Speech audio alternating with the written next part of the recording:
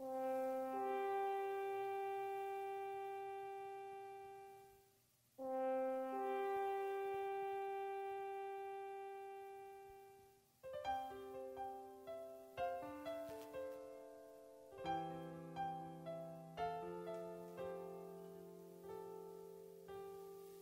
ang iyong mga mata, gumising na at magsaya.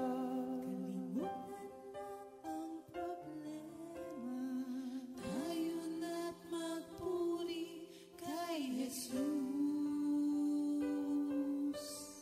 Buksan ang iyong mga mata, gumising na at magsaya.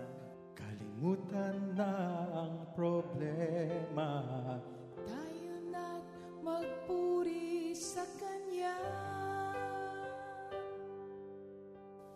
Hallelujah, hallelujah, hallelujah, hallelujah,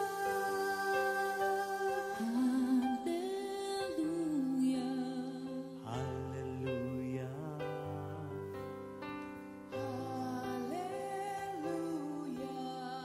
hallelujah.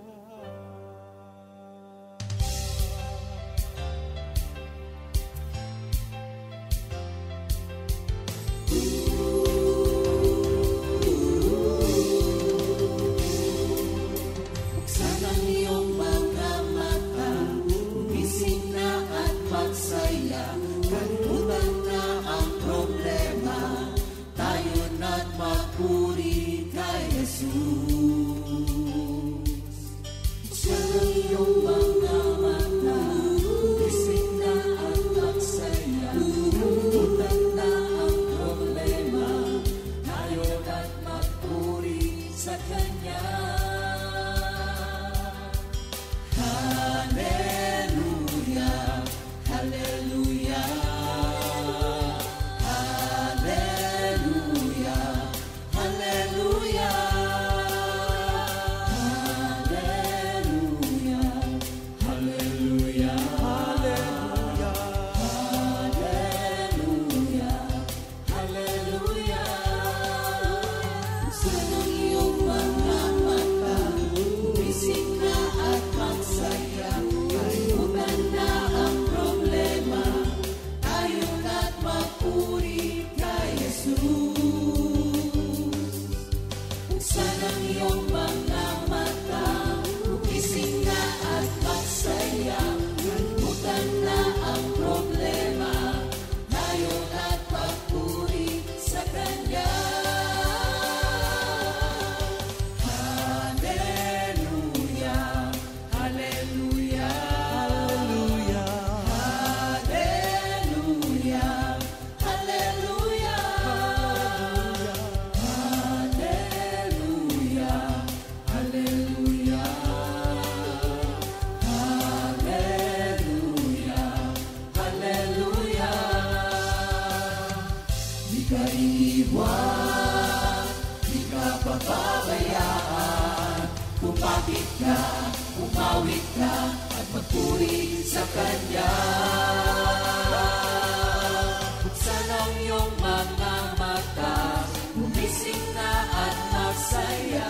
Kalimutan na ang problema, tayo na't magpuri kay Jesus. Buksan ang iyong mga mata, gumising na at magsaya. Kalimutan na ang problema, tayo na't magpuri sa Kanya. Hallelujah, hallelujah, hallelujah, hallelujah, hallelujah, hallelujah,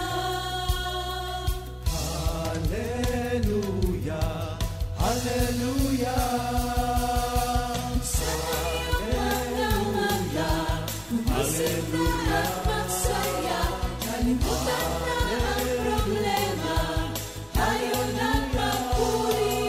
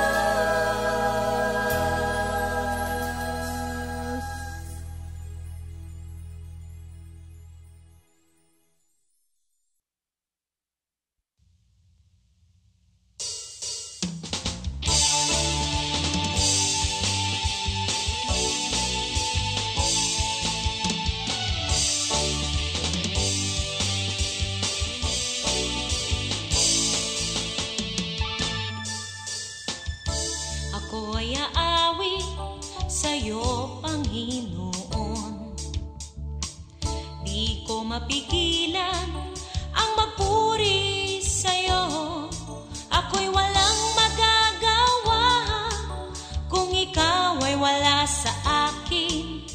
Kay buti ng ginawa mo sa buhay ko.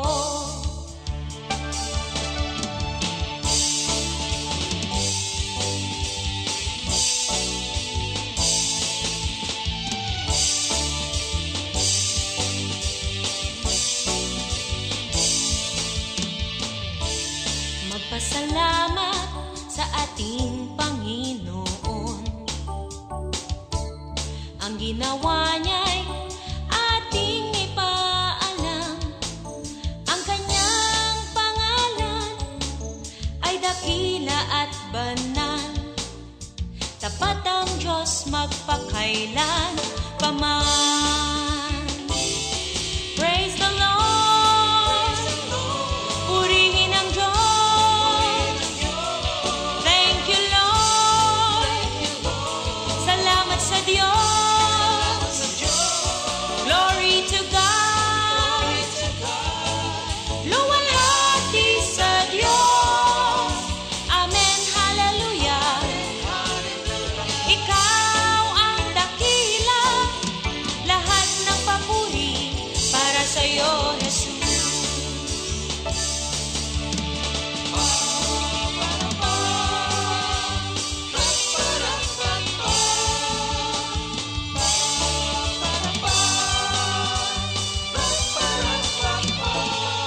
Praise the Lord. Purihin ang Diyos. Thank you, Lord. Salamat sa Diyos. Glory to God. Luwalhati sa Diyos.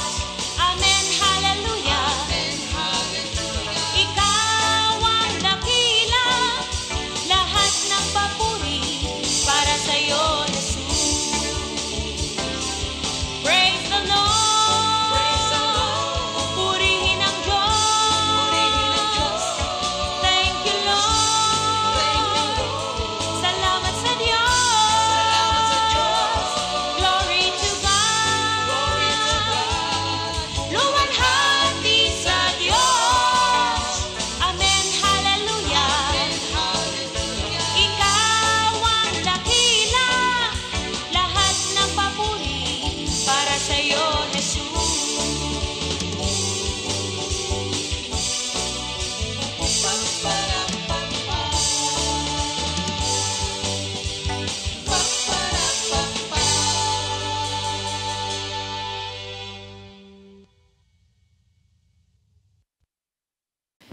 Purihin ang Panginoon, magandang umaga sa ating lahat, lalong-lalo na sa ating mga kapatiran na nakikinig tuwing umaga, nagsumusubaybay dito sa ating GMJ, lalo na rin sa ating dakilang Panginoong Hesukristo na siyang ating tagapagligtas. At sa mga kapatiran natin na nandirito sa loob ng ating worship center, purihin ang banal na pangalan ng ating Panginoon. Magandang umaga po sa ating lahat. Purihin ng Diyos. Okay. Yeah, magandang umaga sa inyong lahat mga kapatid. Muli, ang presensya at pagpapala ng Diyos ay mapasa atin sa umagang ito habang tayo nag-aaral ng kanyang mga banal na salita. Bago tayo mag-umpisa mga kapatid, manalangin tayo sa Diyos. Diyos amang dakila, nagpapasalamat muli kami sa mga biyayang pinagkaloob mo sa amin sa umagang ito at sa maghapon na darating.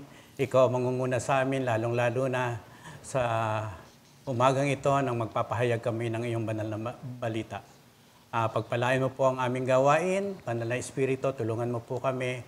At muli, itinataas po din po namin ang aming gawain sa lahat ng mga outreaches, ang mga kapatid ko na humayo na at magbibigay ng kanilang kapahayagan sa iyong mabuting balita. Pagpalain mo po sila at ingatan. In Jesus' name we pray. Amen. Amen. Memory verse. Yeah, basahin muna natin yung memory verse of the week sa Romans 8:6. For to be carnally minded is death, but to be spiritually minded is life and peace. Amen. Yeah. Meron Tagalog Sa version. Tagalog ay, mga kapatid, ang pagsunod sa hilig ng laman ay naghahatid sa kamatayan. Ngunit ang pagsunod sa Espiritu ay nagdudulot ng buhay at kapayapaan. Kaya kailangan tayo ay mabuhay sa Espiritu. Purihin ang Panginoon sa isang dakilang araw na Kanyang muling ibinigay sa atin upang ating maipagpatuloy ang ating pag-aaral tungkol sa sanctification. At ngayon naman ay tatalakayin natin yung ikalawang bahagi ng sanctification of the body. Tinalakay natin yung first part last week at ngayon naman yung ikalawang bahagi ng sanctification of the body. At binigyan natin ito ng titulo na dedication of the body. At ating Bible verse ay matatagpuan sa Romans 12 verses 1 up to 2. Okay. Yeah, mga kapatid, babasahin ko po ang Roma 12:1 hanggang 2. Kaya nga mga kapatid, alang-alang sa masaganang habag ng Diyos sa atin, ako'y nakikiusap sa inyo na ialay ninyo ang inyong sarili bilang isang handog na buhay, banal at kalugod-lugod sa Diyos. Ito ang karapat-rapat na pagsamba ninyo sa Diyos. Huwag kayong makiayon sa takbo ng mundong ito. Sa halip, hayaan ninyong baguhin ng Diyos ang inyong pag-iisip upang maunawaan ninyo ang Kanyang kalooban. Sa gayon, magagawa ninyo kung ano ang mabuti, kalugod-lugod at ganap na kalooban ng Diyos. Purihin ang Panginoon. Purihin ang ating Panginoon. Muli, tatalakayin natin kung ano ang sanctification. Kailangan natin itong paulit-ulit na banggitin upang maunawaan natin ito ng gusto. To sanctify means to make holy, not only by being separated unto God in position, but also by being saturated in your disposition with the nature of God's holiness. Ibig sabihin, ang magpakabanal ay hindi lamang na sa pamamagitan ng being set apart for God's use, kundi kailangan mapuspos ka rin ng kabanalan ng Diyos. We compare this. Ito sa isang puting damit, puting tela, na kapag ito binabad mo sa kulay pula, may tawag dyan na tubig. Oo. Yung tubig mo ay kulay pula. You soak it. You soak it, no? Babad mo. Pag binabad mo ang puting tela sa kulay pula, ang tela ay magiging kulay pula, hindi na makikita ang kulay puti. Yes, kasi saturated na siya ng colored red. Oo, ibig sabihin, yun nga ang sinasabi natin, na hindi kailangan mapuspos rin tayo ng kabanalan ng Diyos. Mapuno tayo. Yes. Ika nga, mabalutan tayo ng kapuspusan ng banal na Espiritu ng ating Panginoon. At ang kanyang kabanalan ay sa atin sa pamamagitan ng pagkilos ng banal na Espiritu sa ating buhay. Na-justify na tayo, now we go to the next level which is sanctification. At yan ay gawain ng Diyos Ama, Diyos Anak at Diyos Espiritu Santo. Ang pagkilos ng banal na Espiritu sa atin ay magiting, mga kapatid, makapangyarihan. Kaya mabuting maunawaan natin itong sanctification na ito at makipag-cooperate tayo sa pagkilos ng banal na Espiritu sa pang-araw-araw nating buhay. Dito sa Romans 6:19. 6:19, basahin ko rin mga kapatid. Gumagamit ako ng karaniwang pangungusap dahil sa inyong likas na kahinaan.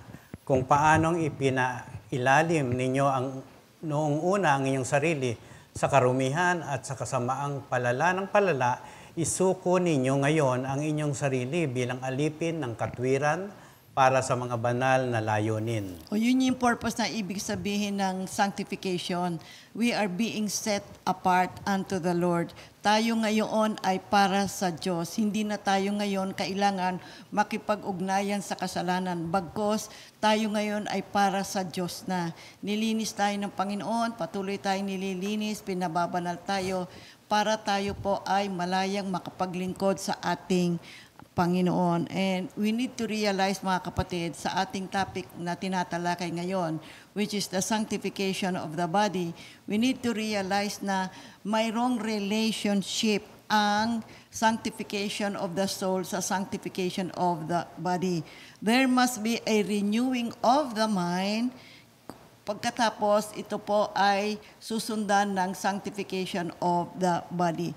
Kasi merong mga malawak na discoveries sa medical field that there is really a connection of the mind and the body. Kaya makikita natin sa Proverbs 4 verse 23, be careful how you think.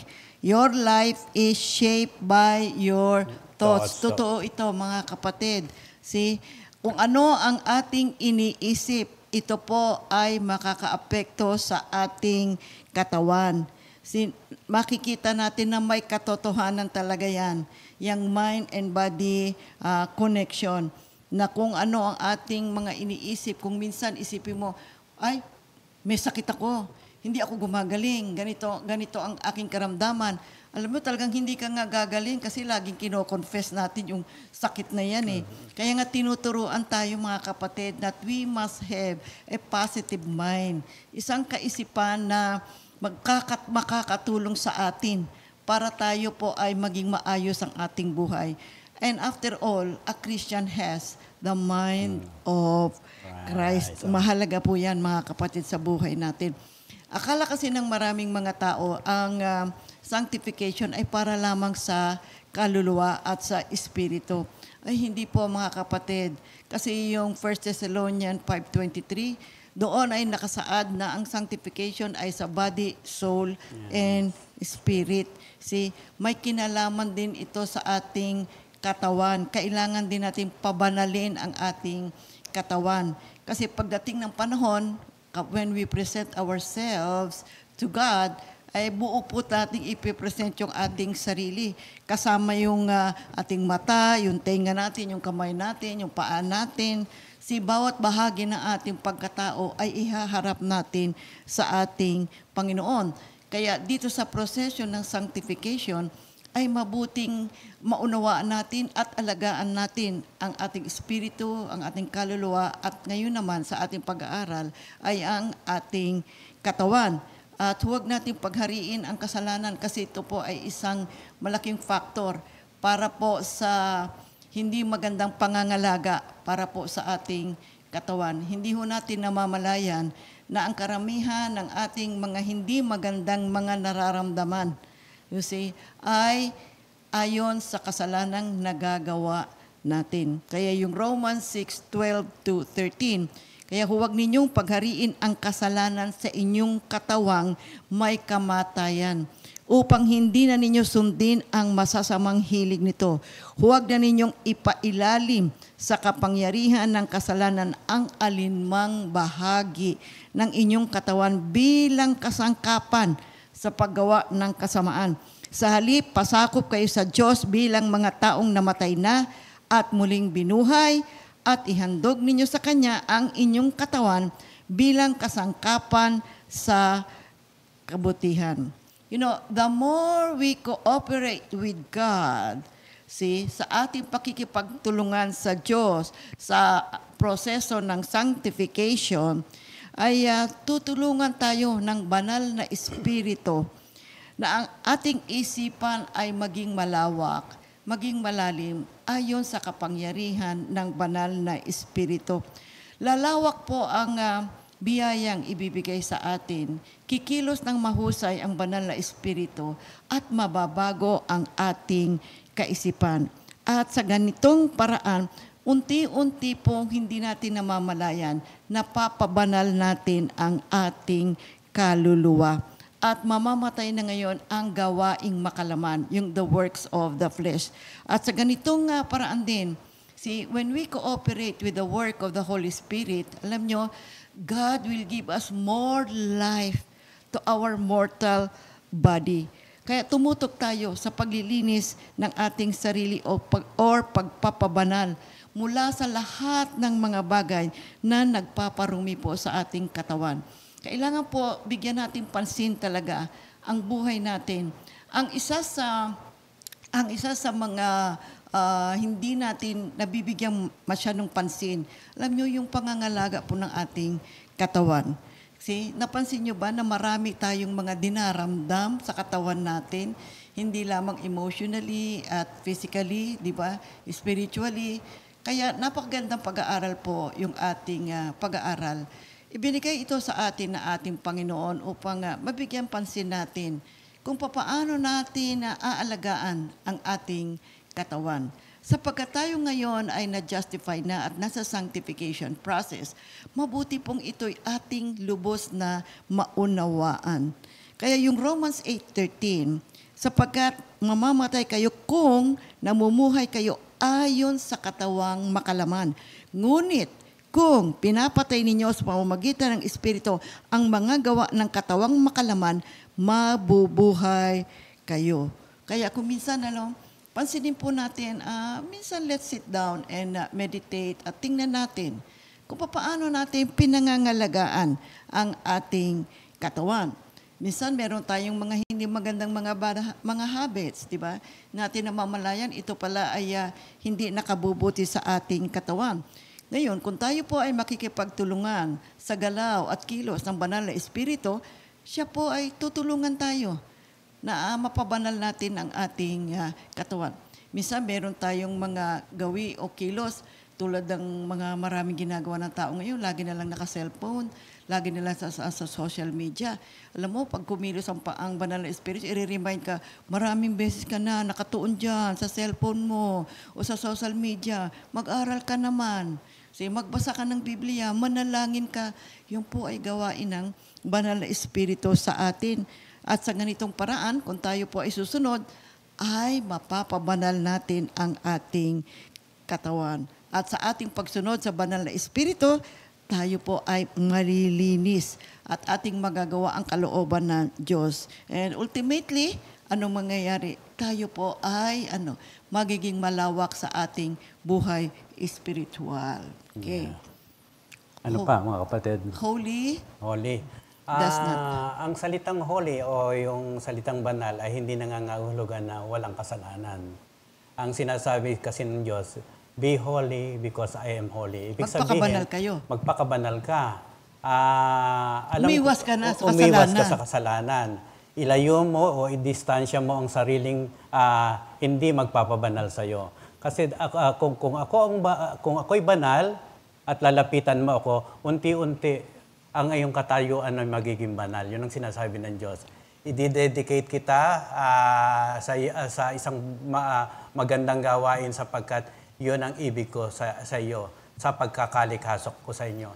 Nagkaroon ka ng kasalanan, ngayon ay ginastify ka na, ibig ko mangyari sa iyo kung ako ay banal, ang pagiging banal ko ay magiging larawan ng iyong buhay spiritual. Kaya kung nagkasalaman mga kapatid, ang tinuturo sa atin ay manumbalik tayo sa ating Panginoon. At tayo ay malilinis kung ating ipagdarasal at ihihingi ng tawad ang ating mga pagkukulang sa ating Panginoon. At magpatuloy tayo makipag-cooperate sa gawain ng banal na Espiritu na pagpapabanal sa ating buhay. Kaya nga kapag ang tao ay tinawag na banal, wow, nakalulugot kung tawagin kang banal, no? Ikaw ay pinabanal ng Diyos. Iyon ay nangangailangan ng isang angkop na pamumuhay. If you are sanctified by God, that does demand a fitting lifestyle. Ibig sabihin, lumalayo ka na sa demand ng mundo. Sapagkat iyon ang ibig ng Diyos, kaya nga the old is gone, the new has come. Sa 2 Corinthians 5:17, ang sino man na nasanctify ng Diyos ay kailangan makipag-cooperate at gawin banal ang kanyang sarili. Ang pagiging banal ay binanggit din sa Old Testament, lalo na sa Leviticus 11, 44-45. Panatiliin ninyong malinis ang inyong sarili, sapagkat akong si Yahweh na inyong Diyos ay banal. Ako ang naglabas sa inyo sa Ehipto upang maging Diyos ninyo. Dapat kayong maging banal sapagkat ako'y banal. At sa Leviticus 20:7-8, ilaan ninyo sa akin ang inyong sarili at magpakabanal kayo sapagkat akong si Yahweh ang inyong Diyos. Ingatan ninyo at sundin ang aking mga tuntunin. Ako si Yahweh, inilalaan ko kayo para sa akin. Sa Leviticus 22:31-32, sundin ninyong mabuti ang mga tuntuning ibinibigay ko sa inyo. Ako si Yahweh, huwag ninyong lalapasanganin ang aking pangalan. Sa halip, ako'y inyong dakilain sapagkat ako si Yahweh. Inilaan ko kayo para sa akin. No? Napaka-importante yung salitang inilaan ko kayo para sa akin. Set apart. Set for apart. God. Oo. Ano pa mga kapatid, we are called to be His holy people. Ayan ay matatagpuan din natin sa 1 Corinthians 1:12. We are 1 Corinthians 1:2 rather. Chosen or set apart for Christ's service. At comparatively speaking, nariyan din po yan sa Romans 1 Verse 7. Sa inyong lahat na nasa Roma, mga minamahal ng Diyos, at tinawag upang maging banal, sumainyo nawa ang pagpapala at kapayapaang mula sa Diyos na ating Ama at sa Panginoong Hesukristo. So, we are being invited by Jesus Christ to become part of God's family, to be holy, to be set apart for God's service.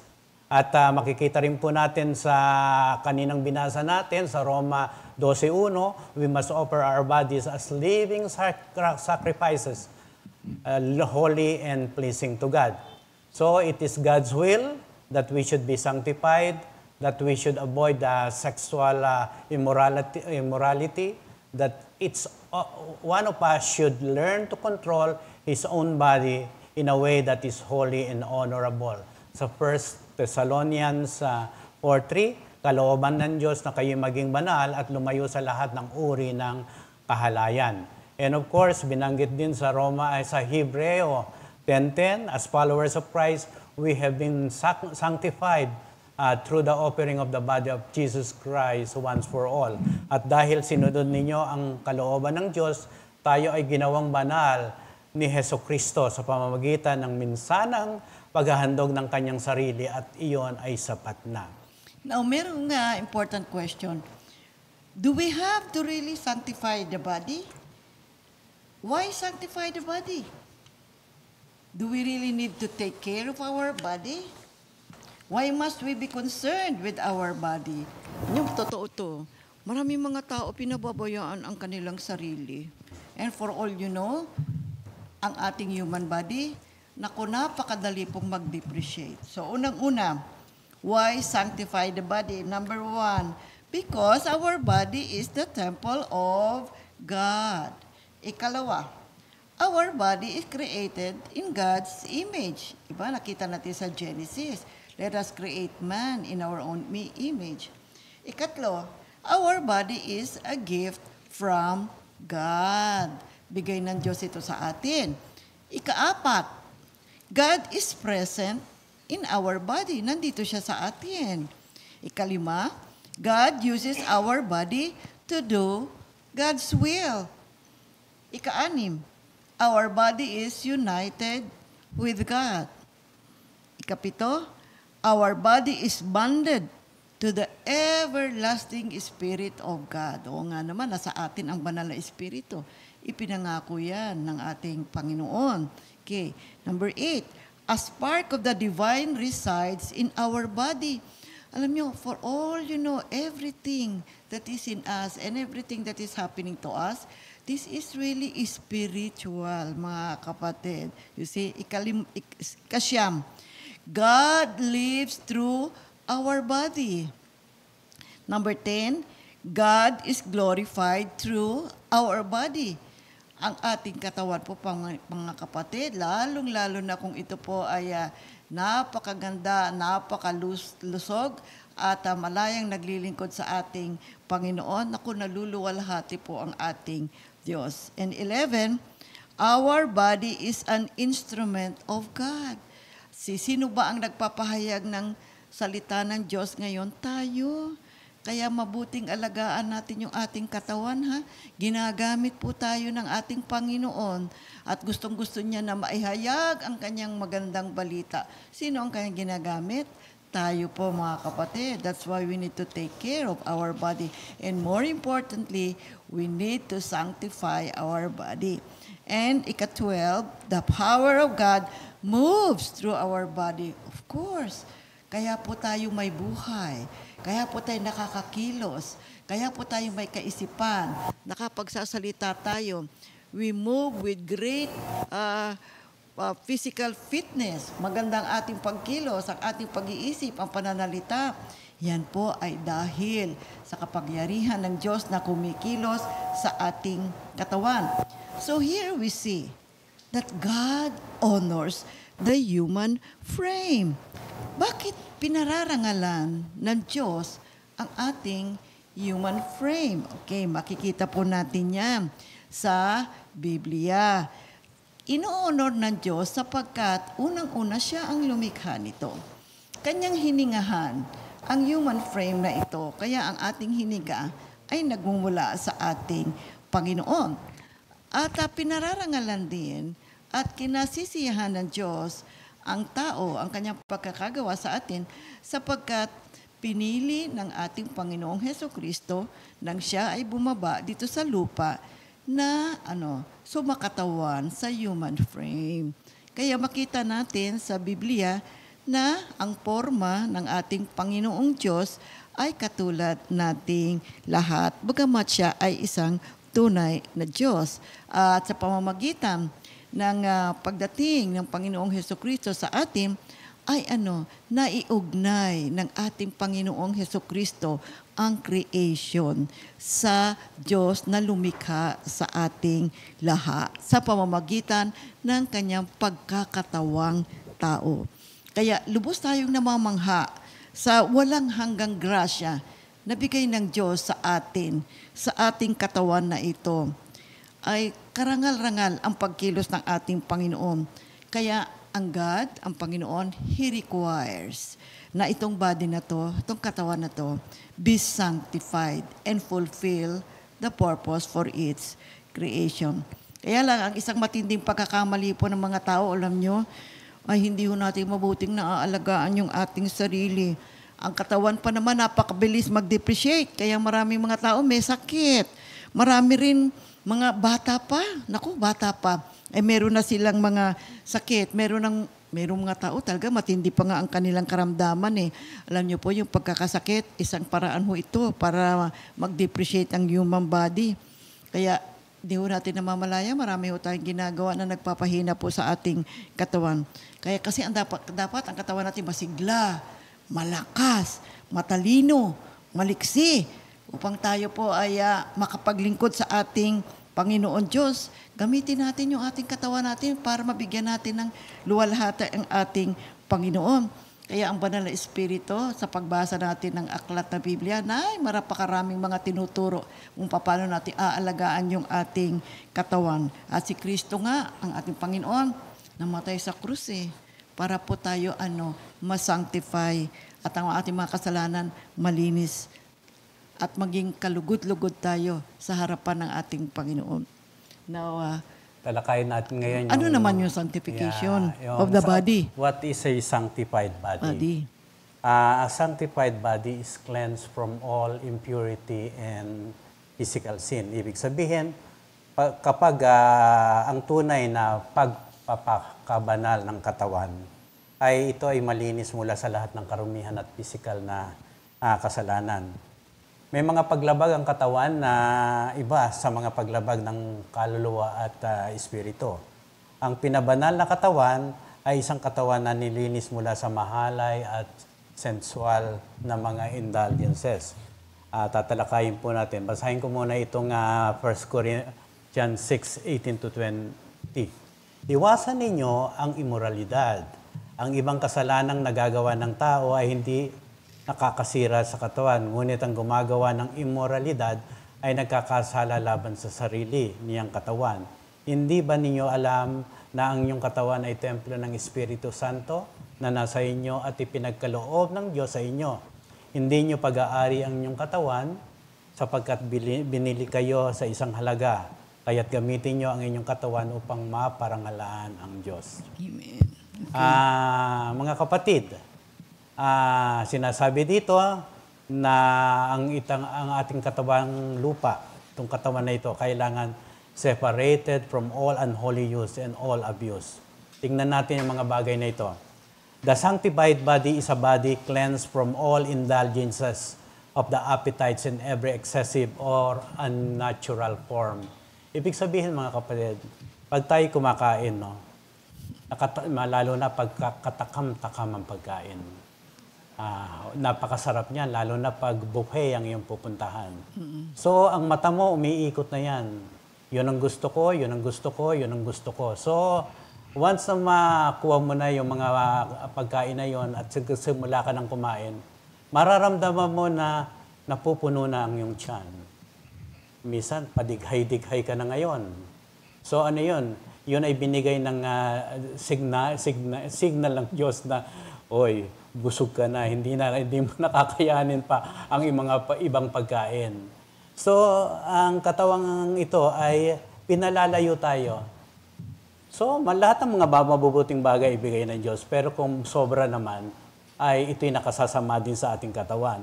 Kapag ang isang tao na nabusog na ang kaniyang katawan, lalo na ang tiyan, at medyo dumidighay-dighay na, ito'y signal na tumigil na tayo ng pagkain.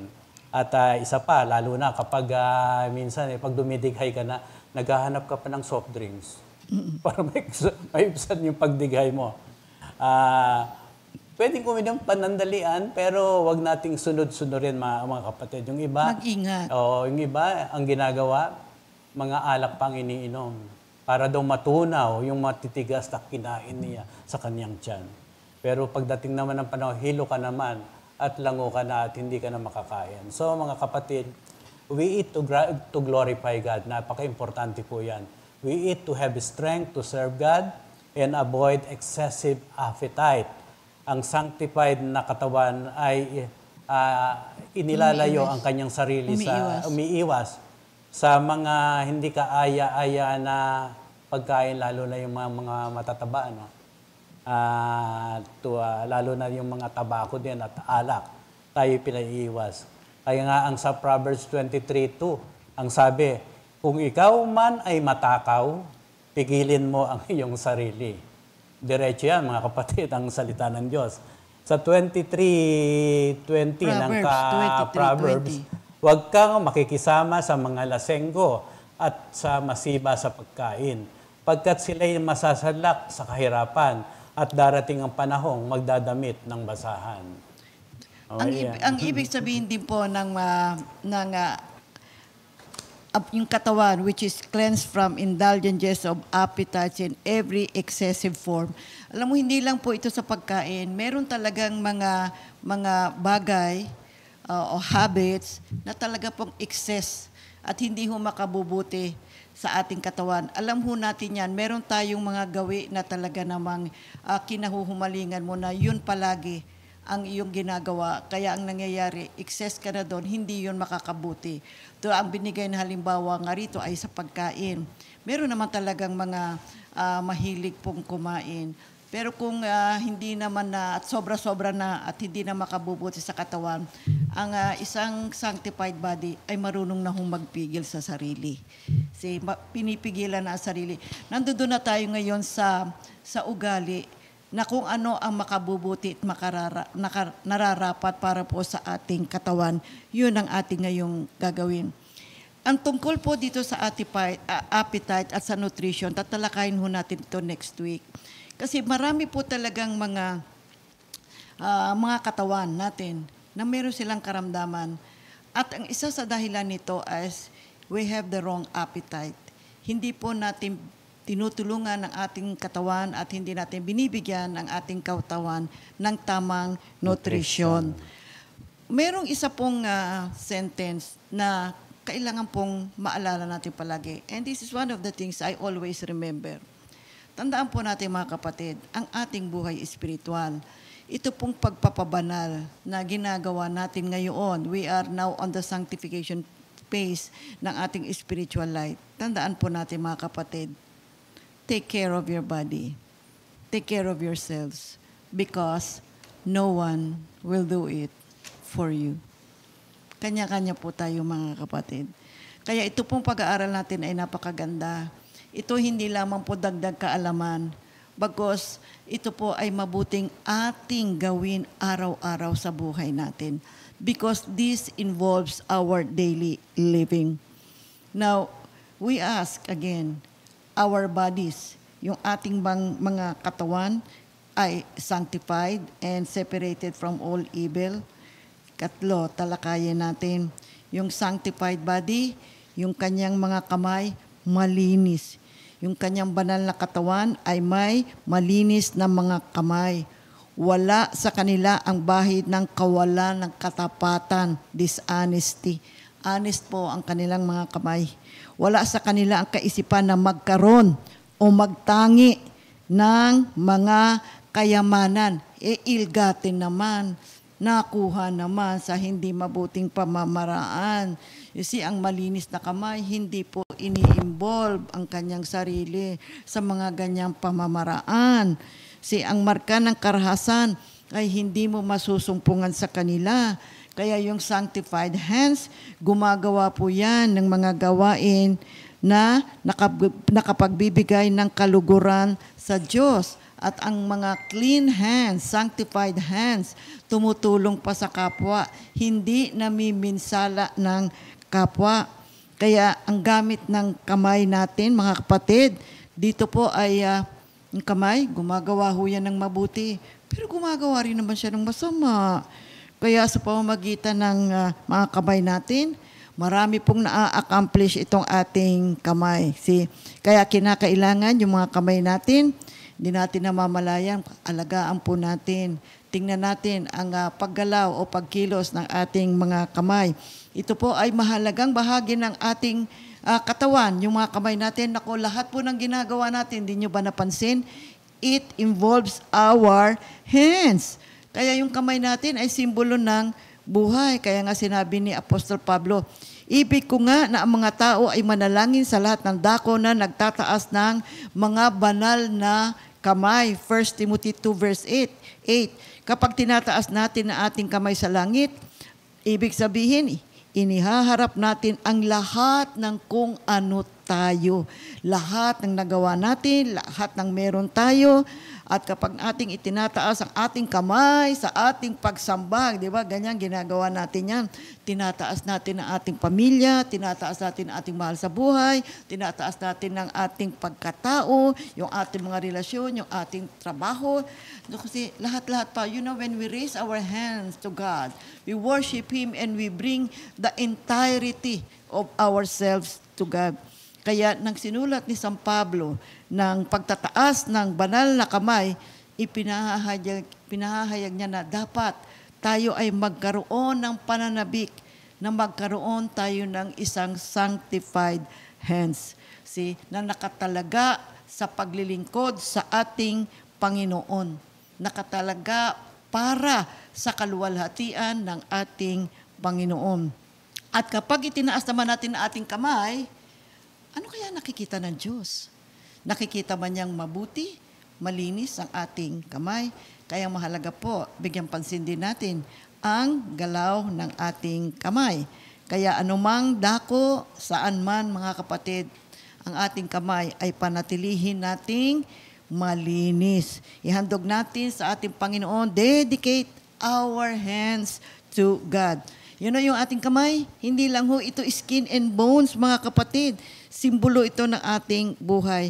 Kaya kapag itinataas natin ang ating kamay at sumasamba sa ating Panginoon, ay sana siguraduhin natin ito po ay handa na sundin ang kalooban ng ating Panginoon. At mayroong bagong pag-ibig sa Diyos. Kaya Deuteronomy 28:12, the Lord shall open unto thee his good treasure, the heaven to give the rain unto thy land in his season, and to bless all the work of your hand. Okay. Yeah, kung binanggit ang kamay, kailangan banggitin natin yung paa. A sanctified body is one whose feet are cleansed from every false way and unhallowed step. Ibig sabihin, mga kapatid, tayo na may paa, hindi tayo lumalakad sa mga landas ng mga makasalanan. At mga pasyalan ng kamunduhan at kahangalan. Hindi tayo lumadagsad sa mga lugar na may kahangalan at makalupang kasiyahan. Maaring noon, sa panahon na hindi pa tayo tinawag ng ating Panginoon, ay madalas tayo doon sa mga lugar na medyo kinagawian na natin na nakapagdudulot ng kasiyahan sa atin. Nung araw, sumisigaw tayo, pumapadyak tayo, at nakikiayon sa karamihan sa pagsamba sa hindi mo malamang kasiyahan ng iyong pagkatao. Ibig sabihin, yung kamunduhan, inilalarawan mo ang iyong buong pagkatao sa ibisang gumaganong-ganong ka pa, di ba? At sumisigaw ka pa kasama ang pag-angat ng iyong mga paa. Ibig sabihin, ang sanctified body ay lumalakad na ngayon patungo sa mga iyong pinapastulan, dala ang mensahe at gawain ng kanyang kalooban. Kaya nga sa Roma 10:15, and how shall they preach except they be sent? As it is written, how beautiful are the feet of them that preach the gospel of peace and bring glad tidings of good things. Isaiah 52:7, how beautiful upon the mountains are the feet of him that bringeth good tidings. So, crucial po ang ating mga paa. Mahalaga din po yan. Kung paano mag-function ang ating body. How we move, how we work, how we serve. Kaya nga kapag inutusan ka at mabilis kang lumakad, pumunta sa lugar na dadalhin na nangangailangan ng lalo na pag nangangailangan ng tulong, di ba? Mabilis ang iyong paa sa pagtungo sa lugar na matutulungan, lalo na yung mga bombero, di ba? Mabibilis yan sa pagtulong. So, ang ating paa ay ginawa ng ating Panginoon upang mabigyan ng kahalagahan ang ating pagkilos, na mabilis, maunawaan natin ang mga ito'y ginagamit natin upang mabigyan ng kahalagahan ang pagkakalikha sa atin. Kung mahalaga ito sa ating katawan at gumagalaw tayo upang makapagtrabaho, makapaglingkod sa Kanya, naturalmente na kailangan natin maging halimbawa sa bawat isa na ang ito'y patungo sa isang lugar na kasisiyahan ng ating Panginoon, lalo na sa ating paglilingkod sa Kanyang banal na salita. Mahalaga din po yung ating mga paa, mga kapatid, tulad po ng kamay. Kasi kapag nagka-diferensya yung paa natin, alam nyo, apektado po talaga ang buong katawan. Kasi kapag humina yung binti, yung tuhod mo, yung likod mo, di ba? Dahil sa may diferensya ang paa, naku po, paano na po tayo makakakilos? At alam naman natin, maraming mga tao hindi na makalakad dahil yung kanilang paa namamaga, apektado na pati yung kanilang binti at saka yung kanilang tuhod. Kaya gawin po nating habit, pangalagaan po natin ang ating paa. Kaya ang sanctified feet, no, sa pangangalaga natin, hindi yung pumupunta sa malawak na daan na nagdudulot ng pagkawasak ng ating pagkatao at ng ating espiritu.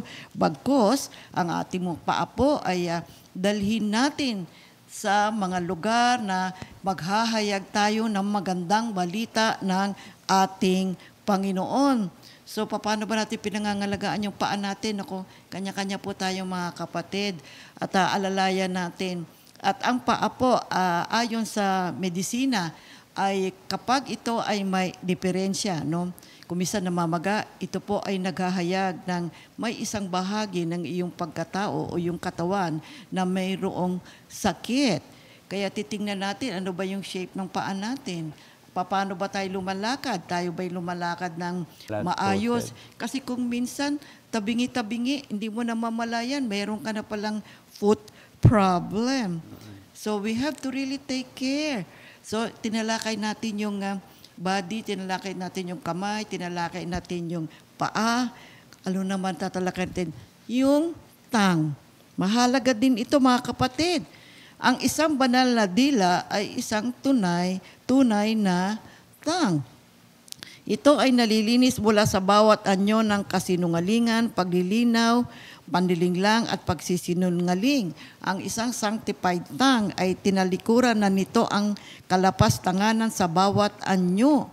Ito po ay hindi nangungusap ng walang katotohanan. Mabuti po na sa pangangalaga natin ng ating dila ay mangusap lamang tayo ng mga makalangit na bagay. See? Huwag basta magsasalita, basta may masabi lang. Alam niyo, mayroong mga kanong klaseng tao.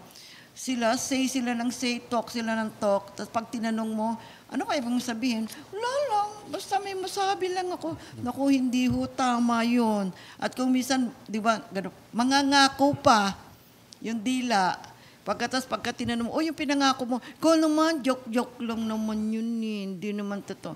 Kaya mag-iingat po tayo. Yung ating dila po, napakaliit, di ba? Pero ito po ay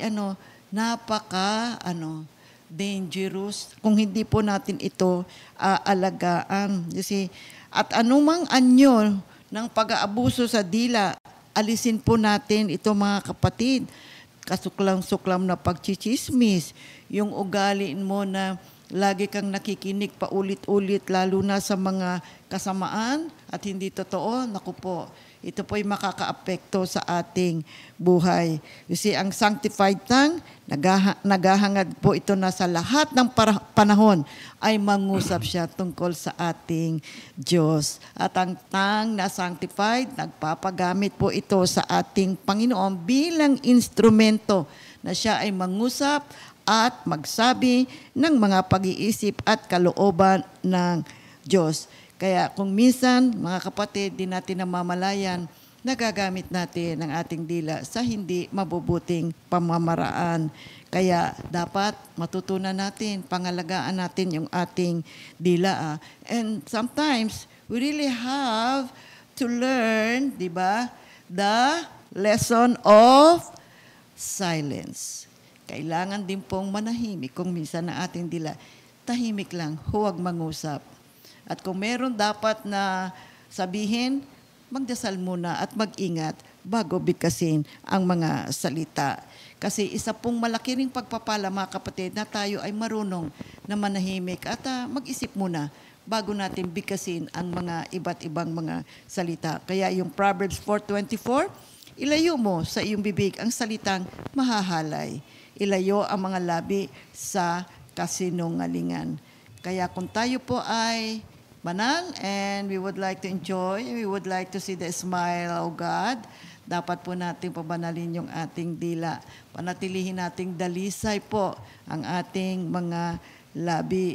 Kaya Ephesians 4:23-29, magbago na kayo ng diwa at pag-iisip. Huwag kayong gumamit ng masasamang salita, kundi iyong makapagpapalakas at angkop sa pagkakataon upang makapagdulot ng mabuti sa mga nakikinig.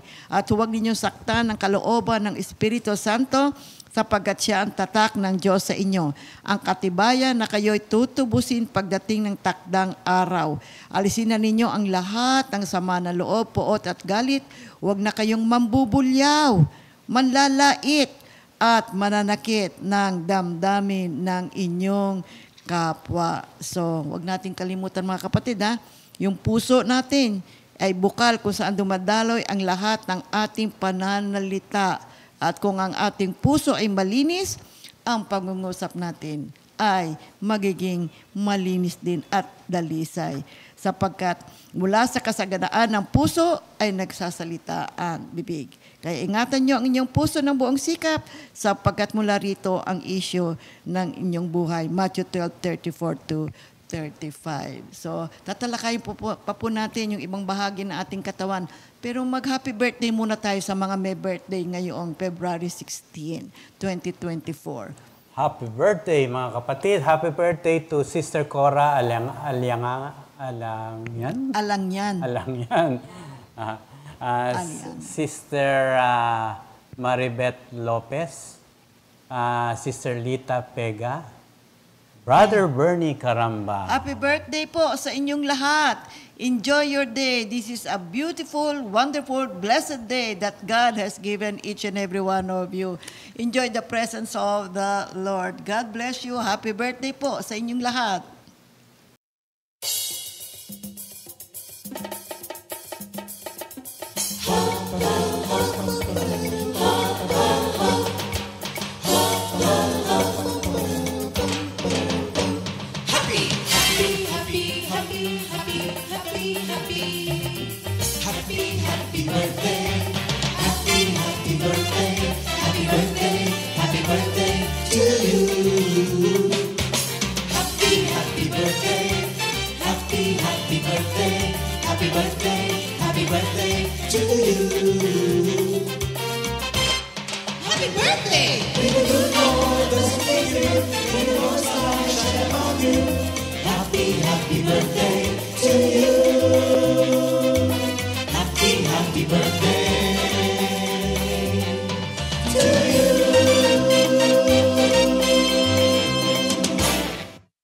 Announcement, mga kapatid. Oo, ito yung Rhythm of Love. Yan. Ito yung CSM Metro Manila Quarterly Fellowship entitled The Rhythms of Love. Ang kanilang Bible verse, 1 John 4:16-18. At ito po ay gaganapin sa February 25, 2024 at 2 o'clock p.m. to 6 o'clock p.m. At ito po ay gaganapin sa Cramsey, sa Makati West. Ang dress code is smart and casual. Ang kanilang color theme, red, pink, and white. At meron pong love offering, 250 per head.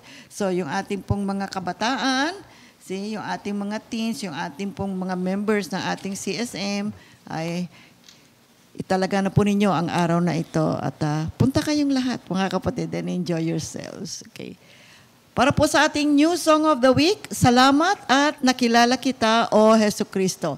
Composed by Sister Mercy Lalog and arranged by Brother S.J. Garcia.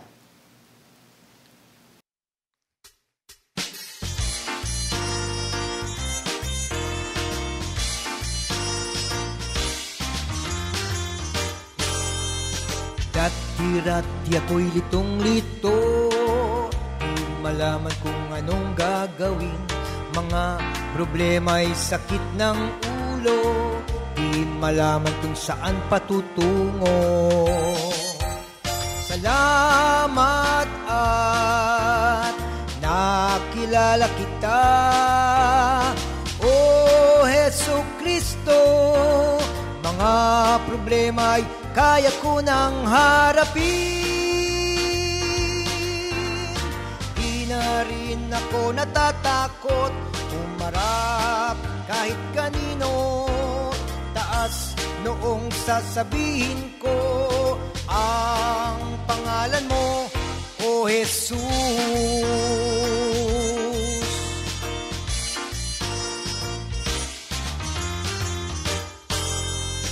Dati-rati ako'y litong-lito, di malaman kung anong gagawin.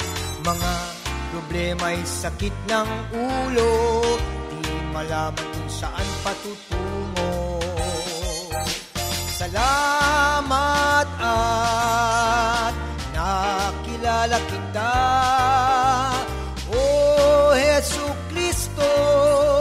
Mga problema'y kaya ko nang harapin. Di na rin ako natatakot humarap kahit kanino. Taas noong sasabihin ko ang pangalan mo, O Jesus. O Panginoong Diyos Ama, salamat sa iyong pagmamahal. Ibinigay mo ang iyong buktong na anak na si Hesu Kristo. Pinatawad niya ang mga kasalanan ko. Binago niya ang lahat sa buhay ko.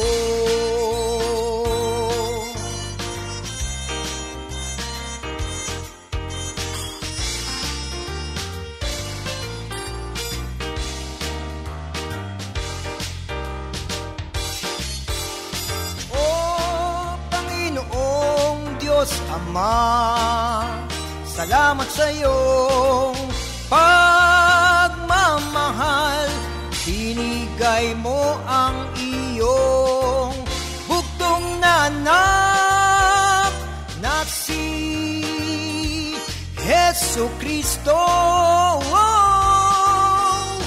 Pinatawad niya ang mga kasalanan ko. Binago niya ang lahat sa buhay ko. O Jesucristo, hindi na ako titigil sa pag-awit sa'yo.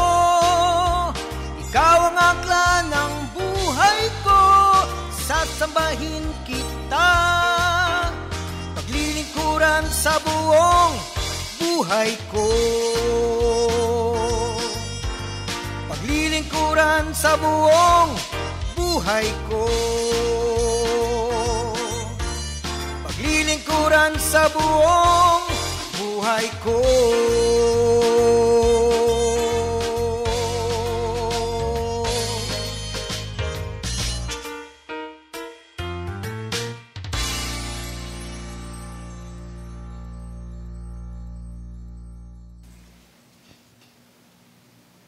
Okay, purihin ang ating Panginoon. Glory to God, hallelujah.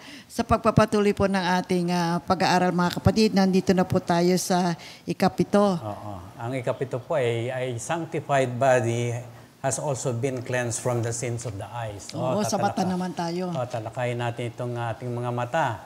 Ang nilalayo ng Diyos na itong ating mata ay hindi dapat titingin sa masama o sa walang kabuluhan.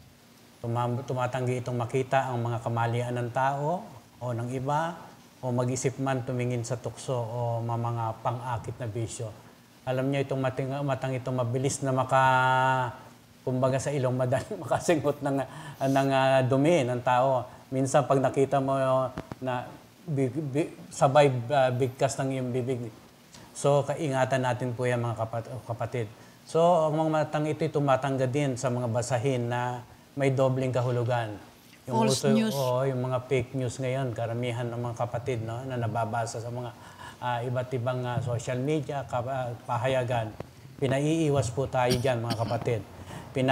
Pinapanatiling dalisay ng Espiritu sa pamamagitan ng pagsasara ng ating mga paningin at pag-iwas sa mga masasamang larawan na dumaraan sa mga bintana ng ating puso, sa lahat ng nagbibigay daan sa kanila na maakit tayo upang mapukaw ang ating mga damdamin. Kaya sinabi dito sa Proverbs 4:25-27, palaging sa hinaharap ang pukol ng iyong tanaw, ituon ang iyong pansin sa iyong patutunguhan.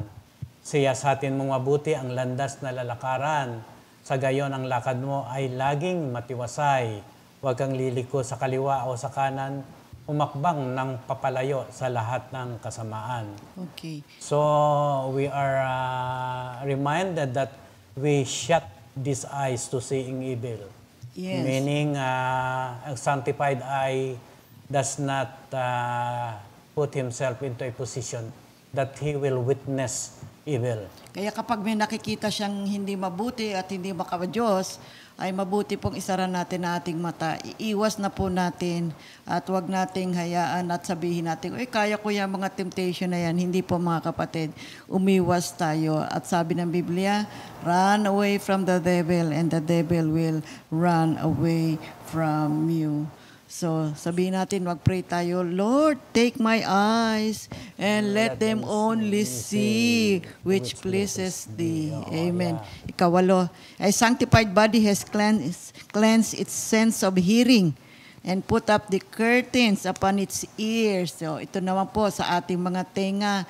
Lagyan po natin ng kurtina, sinasabi sa atin. Lagyan natin ng pansara, yung mga tenga natin. Kung meron tayong mga naririnig na hindi maganda, you see, wag po nating hayaan na makapasok yan sa ating pagkatao. Kung minsan, di ba, meron kang maririnig na balita, uy, ganito pala yung, ganoon pala yan. Tapos sasabihin na kausap po, ay nako, hindi totoo yan. Natapunan ka ng basura. Ikaw naman, tinanggap mo naman. So yun po, yun ang ibig sabihin nun. Hindi ho lahat ng naririnig natin ay mabuti. Kaya mag-ingat po tayo sa ating mga naririnig. Ang isang banal na katawan po ay mayroong pakiramdam na yung kanyang pandinig ay kailangan na mag-ingat. Iwasan natin yung mga hindi magagandang mga bagay na nagmumula sa outside world. Tumanggi tayo na ang ating maririnig na hindi maganda, iwasan natin. Bagkus, kung ano ang boses ng Diyos, ano ang kanyang mga panuntunan, ano ang kanyang inuutos, ano ang kanyang mga pamamaraan, yun ang ating pakinggan. Maraming mga iba't ibang klaseng balita, mga kapatid. Alam nyo na yun, di ba? Kaya mag-ingat tayo sa lahat ng ating mga naririnig. Kaya yung Mark 4:24, nasa saad, unawain ninyong mabuti yung inyong naririnig. Yung mga tenga natin dapat din pakabanalin eh. Magbantay po tayo sa ating sarili at baka humakapasok ang kasalanan. Kasi yung katawan natin kasi maaaring pong malason yan. Tulad yung mga kinakain natin, di ba? Kung minsan hindi makabubutin, makakalason. Ganon din yung ating mga naririnig. Hindi lahat yan makabubuti sa atin. Baka yung mga naririnig natin ay makakalason sa ating katawan. Kaya yung Matthew 11:15, makinig ang may pandinig.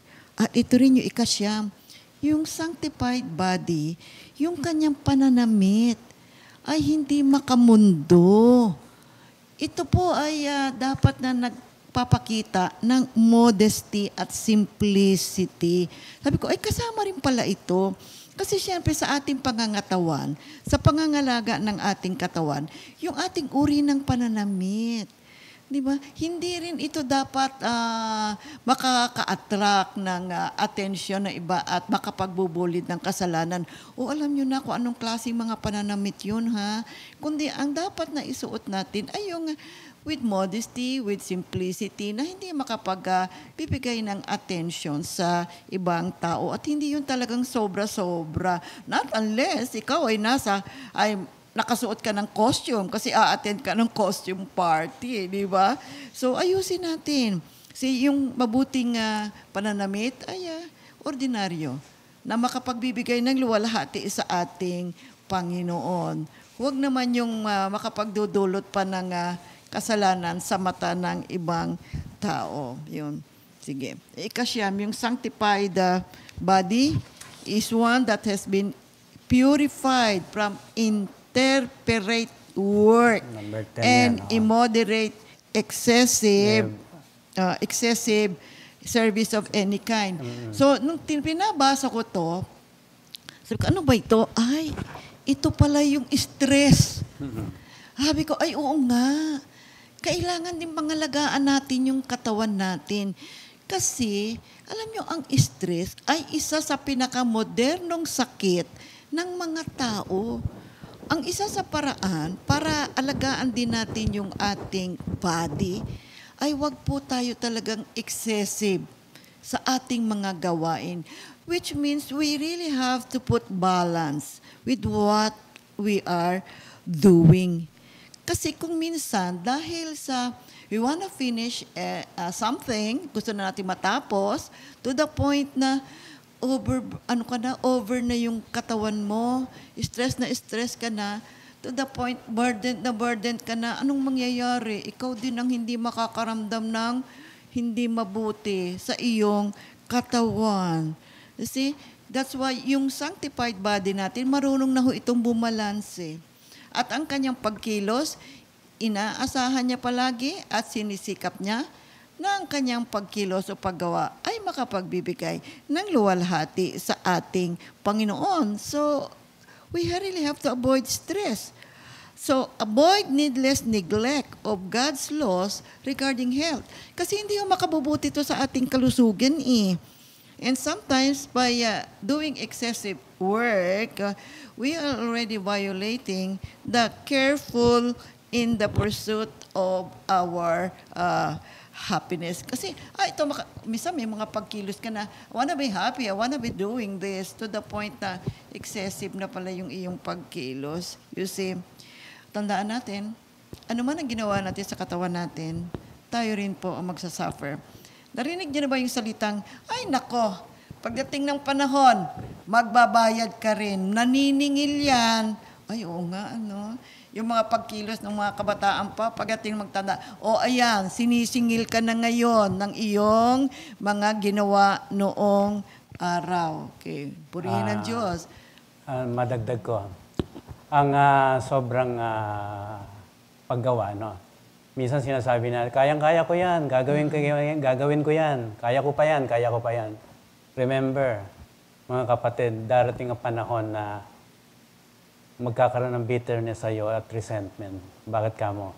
Sapagkat dahil kinaya ng iyong katawan, kinaya ng iyong body na kaya mo yan, pagdating ng panahon, imbis na ma-enjoy mo yung pagsaserve mo kay Lord, darating ang panahon na magkakaroon ka manghihina ka, alam niyo, kapatid, at magkakaroon ka ng burnout feeling. Feeling na magre-resent ka doon sa ginawa mo, kayang-kaya ko yan. Oo. Ngayon, talagang balanse po mga kapatid. Kailangan balansin mga kapatid. Kailangan babalansihin mo talaga yung katawan mo rin eh. Kasi alam niyo kung bakit?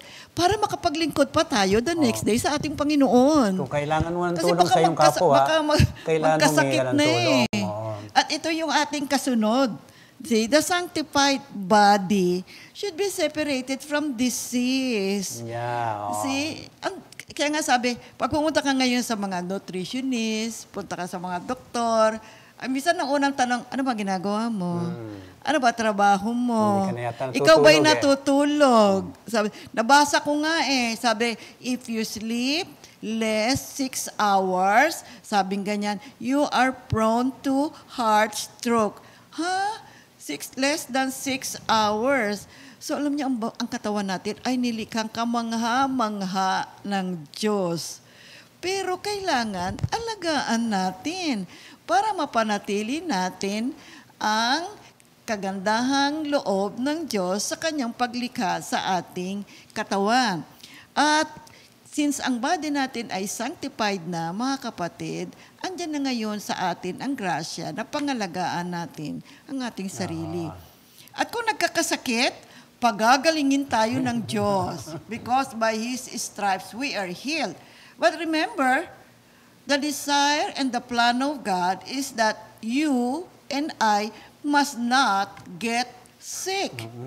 Yes, God will heal, pero ang gusto niya, huwag kang magkasakit. Pagagalingin ka, tapos, sana huwag ka na magkasakit. Take care of yourself. But then, you get sick. So what happens? God again will heal you. At again, gusto rin niya, huwag ka na uling magkasakit. So nakita ninyo, napakalaga. Tatalakayin ho natin yan. Ano pa ang mabuti nating gawin para sa pangangalaga ng ating katawan upang hindi tayo hindi mag-depreciate. Alam niyo, mabilis mag-depreciate ang body talaga, kapatid. Kaya ang ganda ng pag-aaral na ito. Dahil kasi ito po ay pang-araw-araw nating pagkilos sa buhay natin. Kaya yung turo ng Apostol Pablo sa 2 Corinthians 4:7, subalit kami na mayroong espiritual na kayamanan na ito ay tulad ng karaniwang mga palayok upang ipakita na ang pinakamataas na kapangyarihan ay sa Diyos at hindi sa amin. Yung mga sisidlan ng lupa na ito ay katawan ng tao. It refers to human body. Na tulad ng mga sisidlang lupa o mga palayok na luwad ay napapailalim sa pagkabulok at pagkasira. Ang kayamanan ay ang puso ng tao na binabago ng Espiritu ng Panginoong Hesus. Kaya ang sisidlan ay maaaring napakahina, ngunit kung ang buhay ni Kristo ay nasa atin, tinataglay natin, ito po ay pupunuin ng lakas ng ating Panginoon at ito ay kanyang pababanalin. So, mahalaga po yan mga kapatid, sa pamamagitan ng mga sugat ng ating Panginoon, tayo po ay kanyang pagagalingin at tayo ay kanyang palalakasin. So mga kapatid, remember, we have been sanctified. Let us separate ourselves from diseases, from the toxins that defiles our body.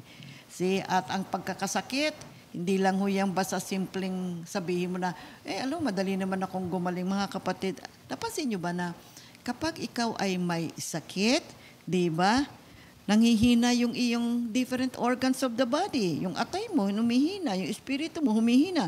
Pinalalabo yung utak mo, hindi na clear yung kaisipan mo. At hindi mo ba napansin, mainitin pa yung ulo mo.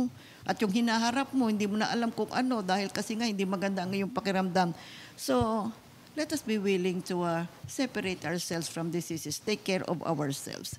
Maraming salamat, Panginoon. At para po sa ating closing prayer, mga kapatid, naririto po ang ating panalangin. Okay.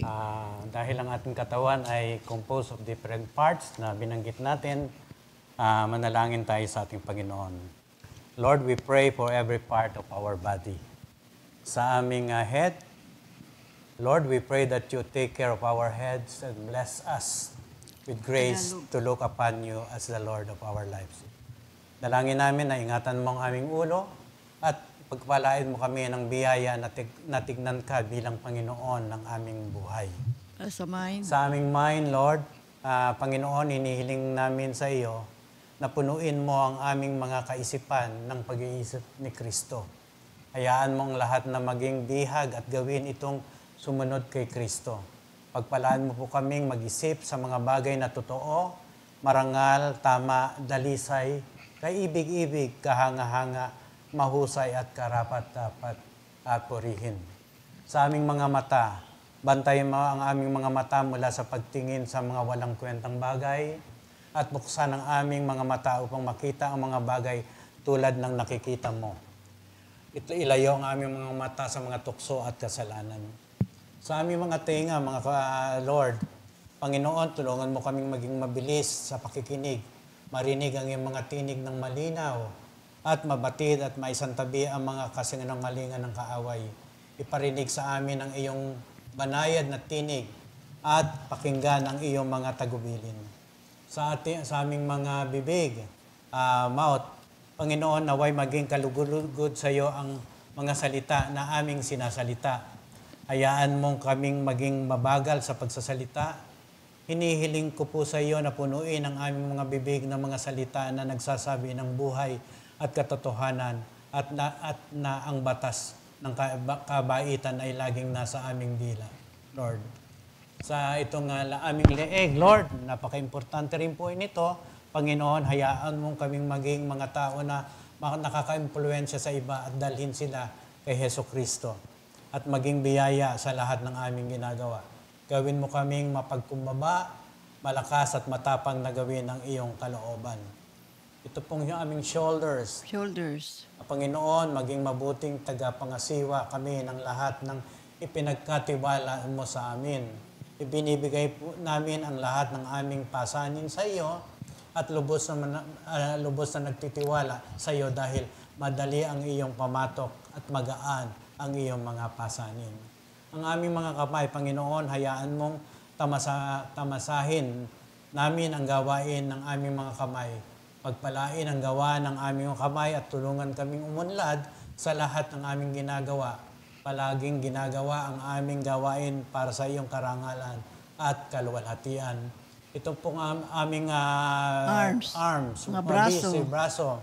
Panginoon, palakasin mo po ang aming mga bisig upang dalhin ang pasan ng aming mga pang-araw-araw na buhay.